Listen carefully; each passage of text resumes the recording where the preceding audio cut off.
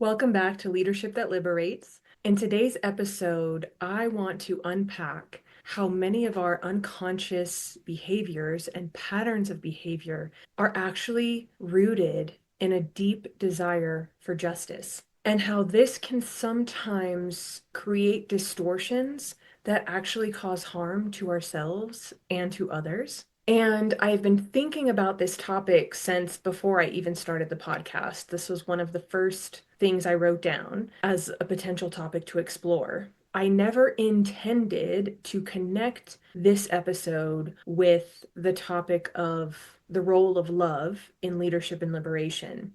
But last week, after recording that episode, I was reflecting on the ways in which love is not always an easy choice for those who have really experienced harm and oppression. That choosing love can actually be really difficult in the face of injustice. And I was really thinking about that so much because I'm collaborating with this group of people. We're creating a course together. And one of the women in the group is Palestinian. And we had a meeting last week to talk about our course creation and development. And she was really expressing a lot of pain and anger, which makes a lot of sense. She is angry about the injustice being done to her people, and that makes a lot of sense. And when we got off of that call, I started thinking about the episode I had recorded and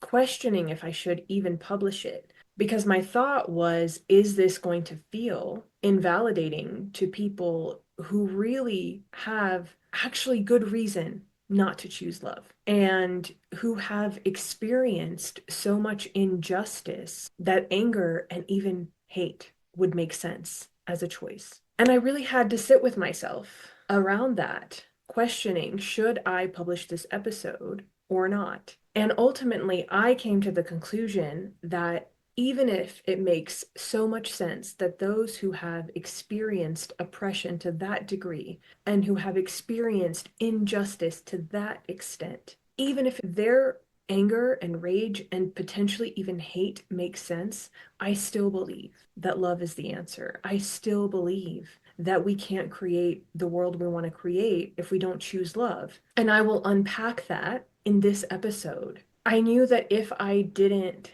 share that, it would be a betrayal to myself and to my own values and to my own perspective on the world, which not to say that it's the right one, but it is a perspective that's been on my heart since I was a child. I've always felt this way. I've always felt that we have to choose love to create change. From being a small kid and hearing my grandfather dehumanize Turkish people because his father's family were murdered in a genocide against the Greeks. His family was murdered by Turkish people. And my grandfather grew up with that hatred. And I always knew in my heart that hatred will never resolve anything. It only creates more cycles of hatred. And as a kid, being fascinated with understanding the psychology of serial killers, I wanted to understand that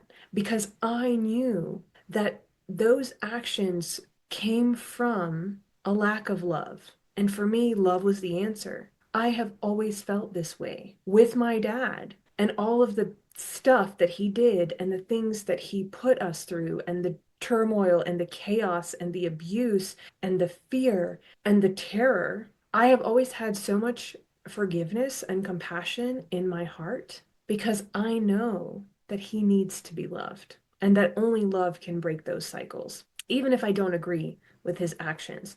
And so I believe that Spirit put this desire for a love-filled world on my heart from the time that I was young, because it's part of what I'm supposed to talk about. It's part of the message that I have to bring. It's part of the work that I do. And maybe it is idealistic. You know, one of my concerns with the episode of last week was like, are people just going to think that Lena's living in La La Land? And maybe I am.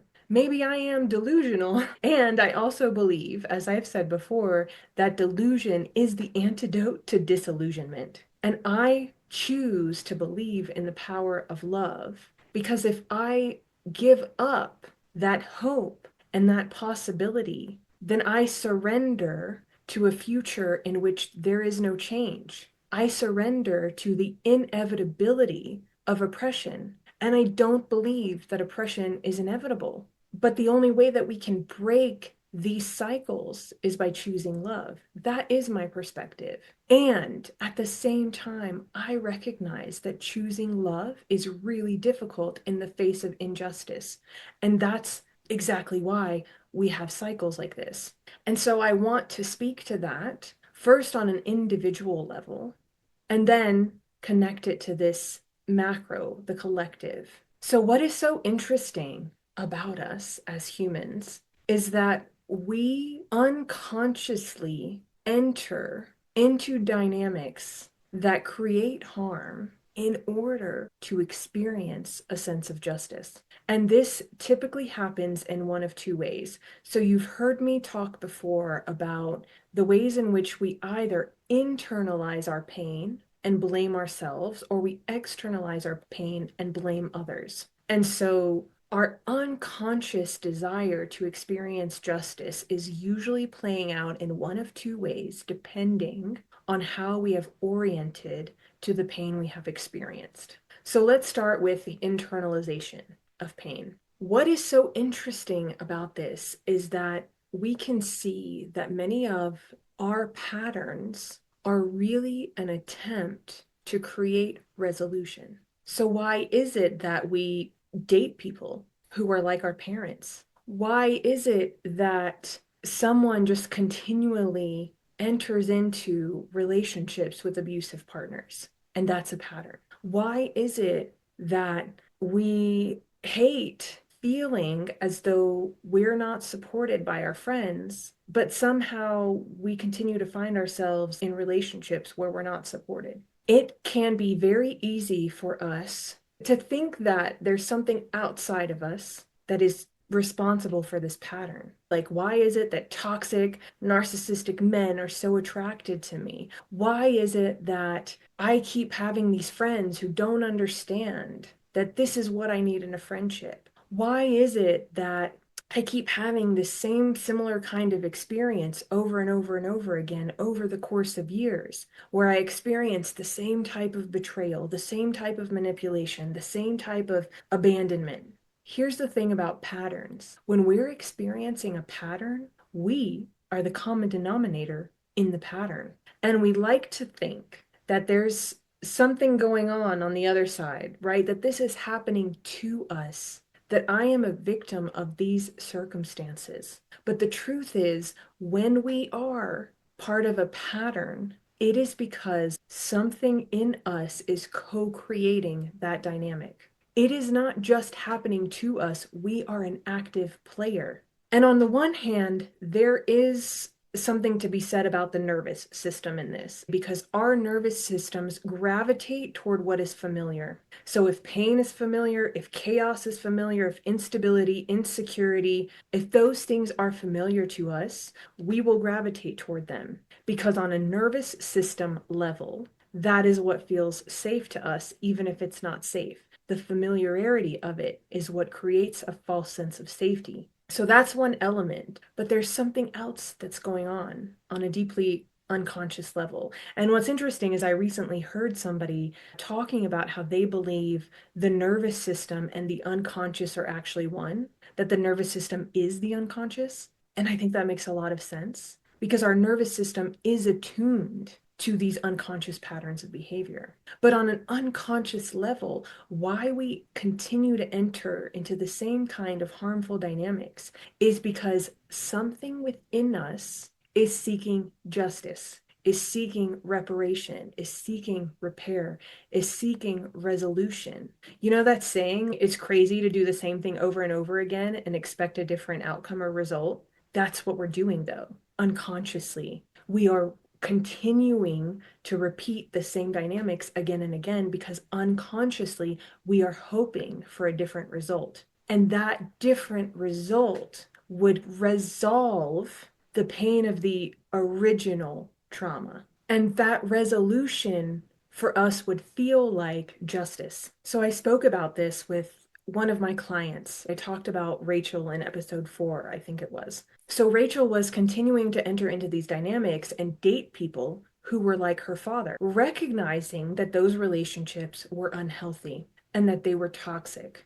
And she was unconsciously putting herself in the role of victim again and again, even though for her, she was trying to exercise power through manipulation. What she was doing on an unconscious level is trying to resolve the pain of the dynamics with her father. She wanted these toxic partners to acknowledge the pain that they had caused. She wanted them to recognize their wrongness. She wanted to feel a sense of justice and resolve for the original pain created through her relationship with her father. Again, this was happening unconsciously. I also recently told you about a friend of mine who came here to visit me, and we did a lot of deep shadow work while they were here.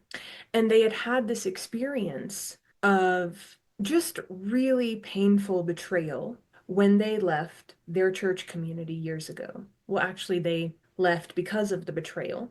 And they had recently experienced a situation that felt very similar. The circumstances were different, but the way in which it played out was almost the same. And the impact it had was almost the same. There is some part of us that is unconsciously trying to rectify the wrong that was done in the past by entering into similar dynamics. We are seeking justice through victimhood. We are unconsciously choosing victimhood in order to experience justice. And here is the thing about that. In that process, through those dynamics, we are wanting and waiting for the other side to act differently, for the other person to change their behavior. And that's why the cycle continues on and on. Because the only way to break the cycle is for us to take responsibility for our part in the cycle. We are the ones that have to make a different choice. We have to choose our sovereignty over victimhood.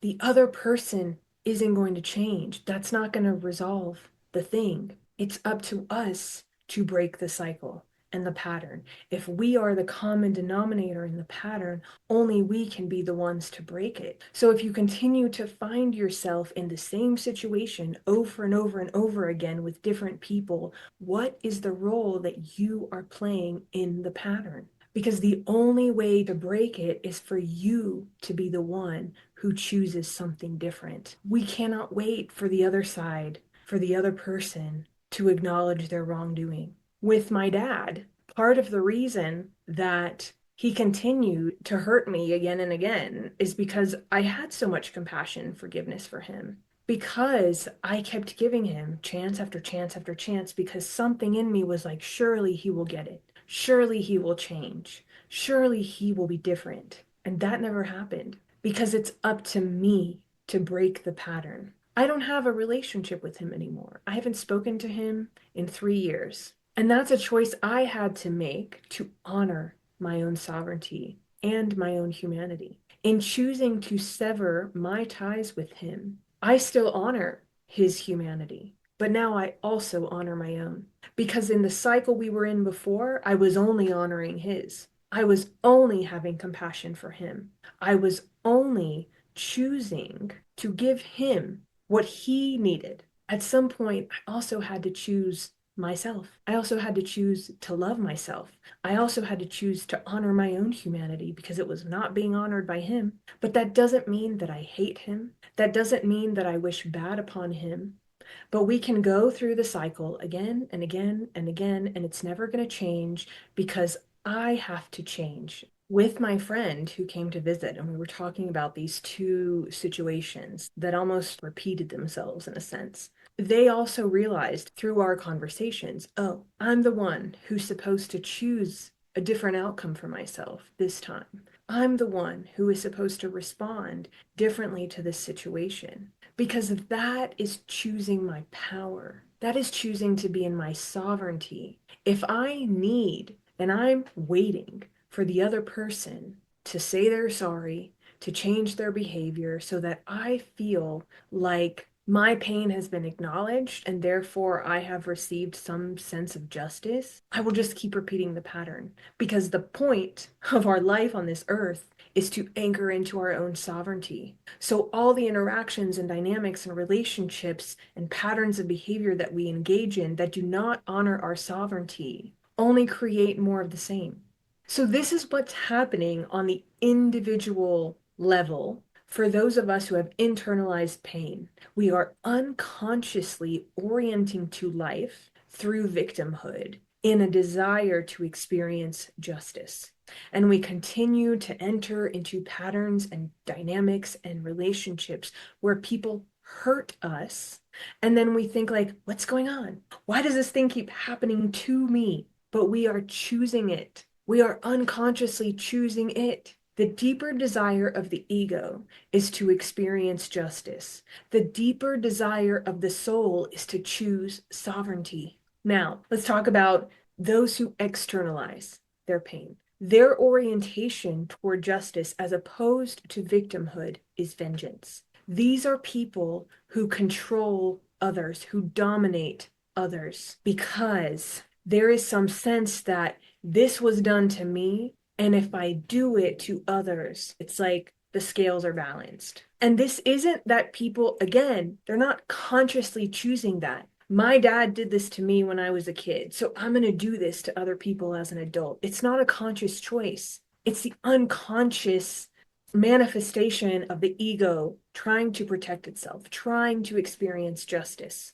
trying to right the wrongs of the past. Again, I think about my dad as an example. My dad is so dominating. Like, he's so dominating. You cannot have a conversation with him. There's no conversing. He will talk at you for 2 hours, just like with no space for you to contribute anything. I, as somebody who internalized pain, I learned to be silent. When I'm in a group of people, I rarely speak unless invited to speak. I rarely engage unless someone very clearly offers me an opportunity to engage, because my role in that dynamic was to be silent. But when I look at my dad's relationship with his mother, oh, that makes sense, because she's the same way. She's incredibly domineering in conversation. She just talks and talks. And she doesn't like, how are you? What's going on with you? No, it's just about her. So when I look at my dad, I see a child who was never heard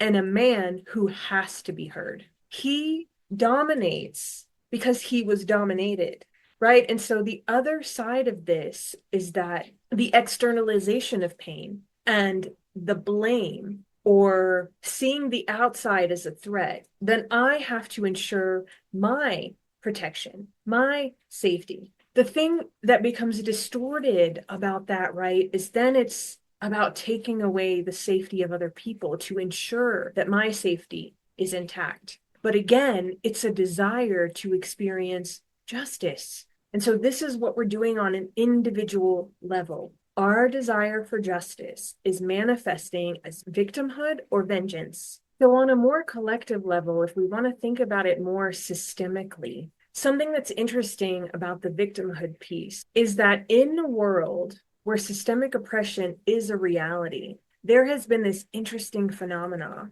where I see a lot of people attaching themselves to marginalized identities in order to align themselves with oppression, because this is controversial, there is value in being oppressed. Because in a world where we are thinking in these binaries of victim and villain, if you don't want to be the villain, you have to be the victim. And obviously, I'm not saying that everybody is doing this, absolutely not. But I do see it happening more and more, actually, where it's almost like, to be good, I have to be marginalized. To be a good person, I have to be oppressed. And again, I don't know that people are consciously choosing this. It is a desire to disentangle one's self from the harm caused by the oppressor, by the villain. Again, because we're creating these dualities, these binaries that aren't always really that clear cut. And then it becomes almost like a sense of safety within the social justice community to be someone who is incredibly marginalized. Because if you are not, then you are part of the problem. But it's like we're all part of the problem and we're all part of the solution. And so, yeah, there's just this very interesting unconscious orientation toward victimhood that affords certain people acceptance within the community that stands for social justice because it is a rejection of the oppressor, of the villain, of the perpetrator. But the thing is that that lives within all of us to some extent. And for some of us more than others, but we have to be honest about the ways in which that lives within us, not deflect and try to align ourselves with the most oppressed in order to bypass the role we play in oppression. On the other side, the vengeance piece collectively, it's very interesting how the victim becomes the perpetrator. So we see this in the case of Israel. And this is complex because Israel as a nation state is aligned with US and Western imperialism. And it is an outpost of Western imperialism that just happens to exist within the Middle East. But in terms of Jewish identity, Jews were very much victims. 6 million Jews killed in the Holocaust. That is a tragic injustice. Absolutely, they were victims in that. Absolutely. And what happens, partly through the propaganda of the nation state of Israel and the way that it plays on people's real trauma, is that now you have a collective of people who have become obsessed with their own security and safety because they do not want the past to repeat itself. But through that fixation and obsession of how do we maintain our safety, which is very much, it is fed to them that they are still unsafe. And I'm not saying that it's not true that there is anti-Semitism in the world. I'm not saying it's not true that there is discrimination against Jewish people. That does exist. And in essence, much of their identity is built around the idea that they are unsafe, that they are victims. And there is a difference between being a victim and identifying with victimhood. When victimhood becomes part of your identity, this is where things get a little bit convoluted. Because in our obsession with our own safety and security, everyone outside of us is now a threat. And this is part of what we see playing out right now, where it's like the nation state of Israel is surrounded by people who are a threat to the safety and security of Jewish people within Israel. Much of this narrative is fabricated. Much of this narrative has been created with an agenda, and people within Israel are indoctrinated into this way of thinking. They are fed fear, and they hold on to fear because they have been victims because of their trauma. But then it becomes us against the world, us against all these other people who wish to harm us. And so the victim becomes the perpetrator. That externalization, everyone is out to get me, everyone is out to harm me, everyone is a threat to my safety. And so the only way to protect myself is to dominate and control everyone else. This is why all Palestinians must die. This is why Iran must be eliminated. This is why these people in Lebanon, these people in Syria, and these people in Yemen must not exist because they threaten my existence. It's the externalization of this trauma, of this pain, that then you can see literally those who were victims of a Holocaust committing genocide. This is based in trauma. And I think about a nation like the US. If we want to think about a narcissist as a country and not just a person, the US is a great example of that. Israel is as well, to be honest. A narcissist's accusations are confessions. So the US paints the whole world as terrorists. These people are terrorists. These people are terrorists. These people are terrorists. Who is the actual terrorist? The US. Who is actually bombing everyone? The US. these people are dangerous, they're a threat. No, you are the dangerous threat. This is part of the shadow. That requires a level of self-confrontation that too many people do not have the courage. Again, I think about my dad. The most horrible things he has said to me are so very clearly a reflection of how he feels about himself. But he cannot admit, he cannot acknowledge that is his truth, not mine. And so to put that onto me is easier for his ego. We think that narcissists are these very self-centered people. They're so full of themselves. Narcissism is a mask for deep, deep insecurity. But because somebody cannot look at that insecurity within themselves, it becomes projected onto the outside.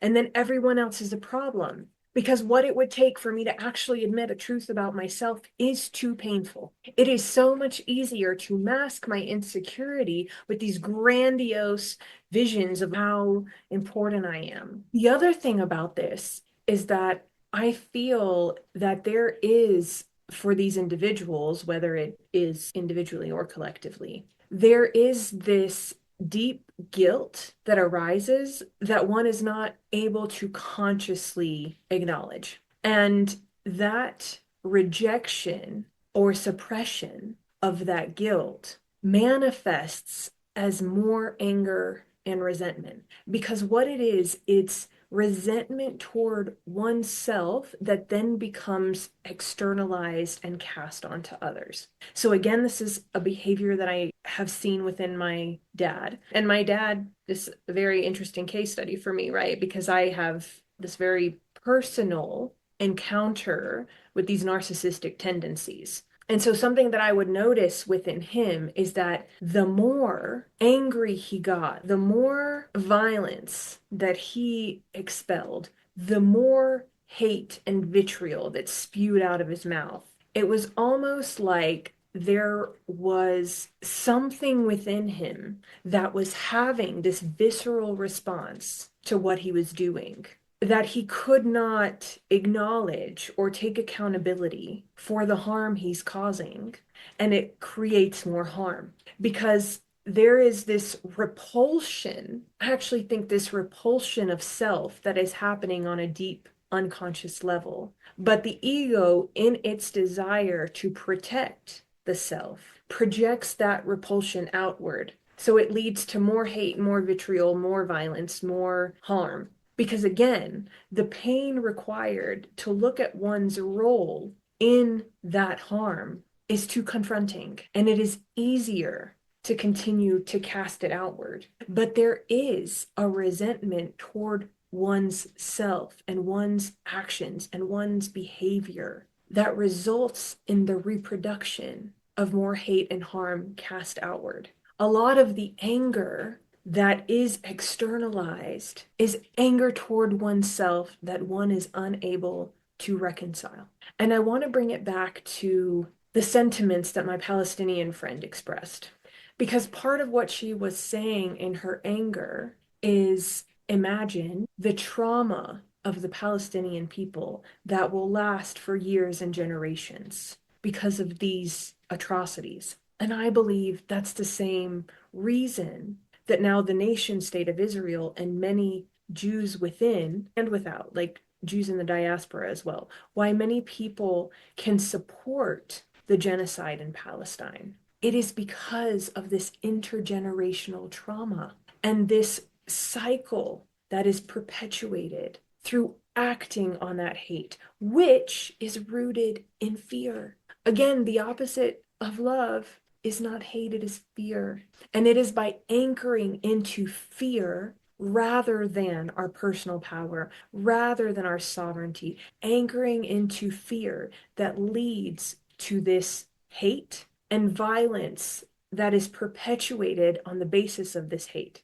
But again, the hate comes from fear and the desire to protect oneself and one's people and one's country. And another thing she said was, I hate Israel. I hate them. I can understand why one would feel hate in the face of such horrific injustice. That makes sense. And a group like Hamas has very much been glorified as the resistance to occupation. And there are many layers to this that I'm not fully unpacking in this episode, right? But I also think this glorification of Hamas is problematic. But this group was born out of trauma that Palestinians have endured for decades. And the founding of Hamas was partly ideologically about the desire for the destruction of Israel. And so I think it is problematic to glorify Hamas. And it makes so much sense that a group of people would band together in opposition to a nation state that was built upon and is reliant upon the destruction of Palestine or Palestinian people. The Arab world for decades has been trying to promote a two-state solution. Let's have both people have a home. Both people have a right to exist. Both people have a place. But because of the trauma that lives within the body of Jewish people, there are many people within the nation state of Israel who reject a two-state solution because for them, Palestine is a threat, as is the rest of the Arab world. This is rooted in fear. And my Palestinian friend who was expressing the sentiment of hate, while I can empathize with it, and I can understand why one would feel that way, and I do believe it makes sense to feel that way, it also leads to more cycles of hurt and pain to hold on to hate. And I don't actually think that she would wish harm upon anyone. I really think she was just in deep pain in that moment and needed to express herself because she doesn't really have other spaces in which there is safety for her to be held in the truth of how she feels, in the truth of her pain. It is complex because, again, it's difficult to choose love in the face of such injustice. Those who are the most oppressed by the systems of oppression that do exist within our world, they have right to feel rage. They have a right to be angry. And it makes sense that they would feel hatred. And I still wholeheartedly believe that choosing hate over love will never lead to liberation for anyone, including the people who hold hatred in their hearts. So many people teach that forgiveness is not for the other person, it's for ourselves, because we are the ones that carry the weight and bear the burden of that hatred, that lack of forgiveness, that resentment. We are the ones who suffer because of it. And why I say this is complex is because in a situation where people are literally powerless, this is why there was resistance born up through Hamas. Because it's like, what option do we have but to fight this injustice? What option do we have but to resist in whatever way we can? It's just that these cycles will continue on. The trauma that this nation state of Israel is inflicting upon Palestinians will be carried on through Palestinians for generations to come. And it is very feasible that in the future, the same thing will happen, that these traumatized Palestinians would then commit the same kind of atrocity, that they then might commit genocide. And the reason why we have to break these cycles on the individual micro level is so that we can create a world in which collective cycles are also broken. And the reality is that will take time. The reality is that will probably require generations of healing. But we, on the individual micro level, have to make the choices that disrupt these cycles and patterns of harm. We have to choose our sovereignty to break the cycles that are playing out in our personal lives so that we change and break the cycles of the norms upon which our systems are built. And we also have to accept that we may never see the fruits of our choices, that we are planting seeds for the generations to come. And that's why we have to remain committed and devoted to our vision for a better future. And we have to devote ourselves to love if we want a future reflective of love, even though it makes sense to feel hate. We cannot choose our hate or our fear over love. Because the truth is that it's the ego that desires justice. I even feel like a weight saying that. Because again, there are so many people who have been subjected to such horrific injustice. There are so many people who have had to pay the price for someone else's hatred and selfishness and inability to confront the darkness within them. And that is not right, and that is unfair, and that is unjust. But it is also true that cycles of injustice continue when we choose vengeance or even victimhood as the solution. We have to choose our own sovereignty. And that sovereignty is rooted in love. It's rooted in choosing love. And again, that doesn't mean that it doesn't make sense to feel righteous rage. How do we channel our righteous rage and our anger into collective movements that catalyze systems built on love? I see so many people celebrating the fact that Iran is bombing Israel because of Israel's genocide on Palestine. Y'all, where is the humanity in that? We cannot celebrate the destruction of any group of people. We cannot celebrate the killing of any group of people, regardless of their own role in perpetuating hate and violence, because then we are literally the same as the aggressor, the same as the oppressor. And I won't lie to you, there have been moments for me where my egoic mind thinks that's karma. You are experiencing what you have been dishing out. And maybe you need a taste of your own medicine. My egoic mind goes there. And my heart says, okay, we can't choose the ego. We have to choose love.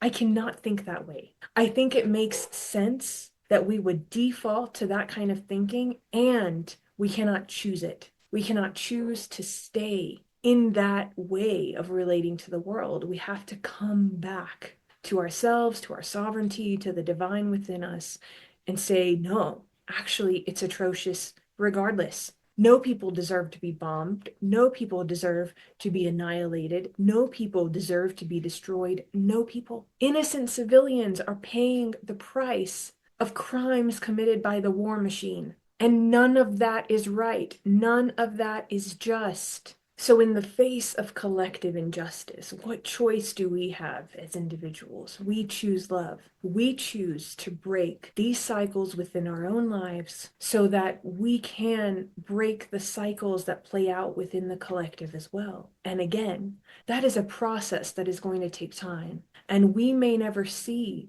the results of these choices on a collective level, but we still have to choose them.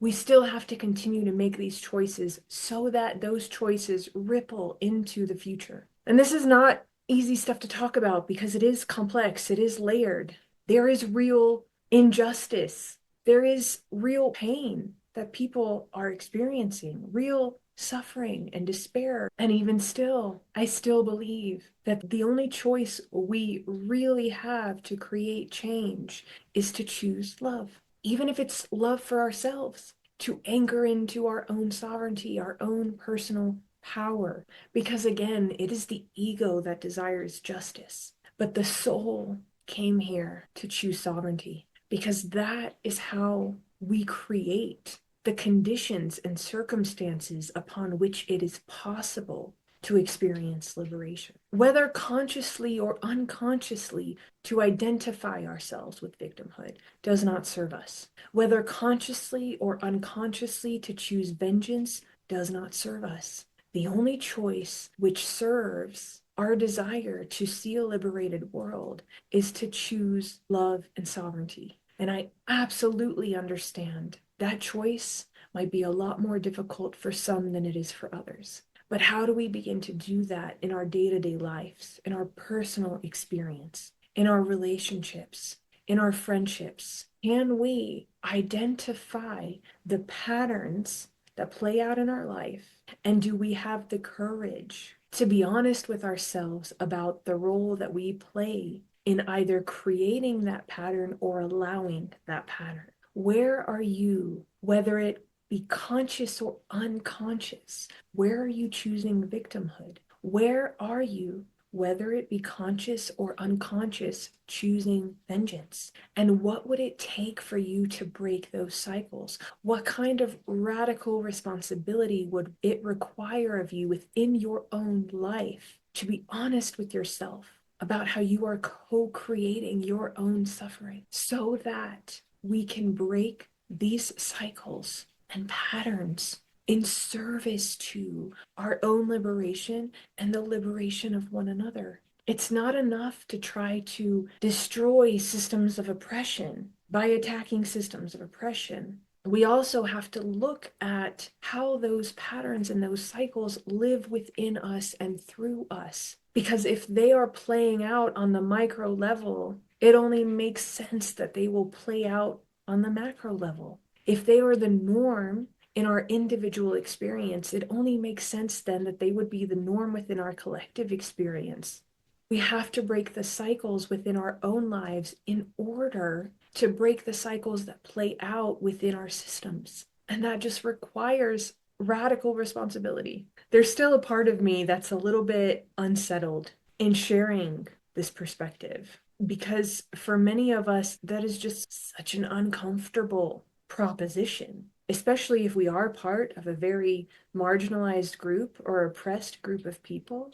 But there are aspects of the oppressor which live within all of us. One thing I have to constantly remind myself is that there is actually the capacity within me to be a horrible person. That capacity lives within me and within all of us. I acknowledge that this is very idealistic. I acknowledge that this is easier said than done, especially for those who have been victims to injustice. So again, it's like I just invite us on an individual micro level. I invite us to consider, how are we perpetuating problematic patterns? What role are we playing within those patterns?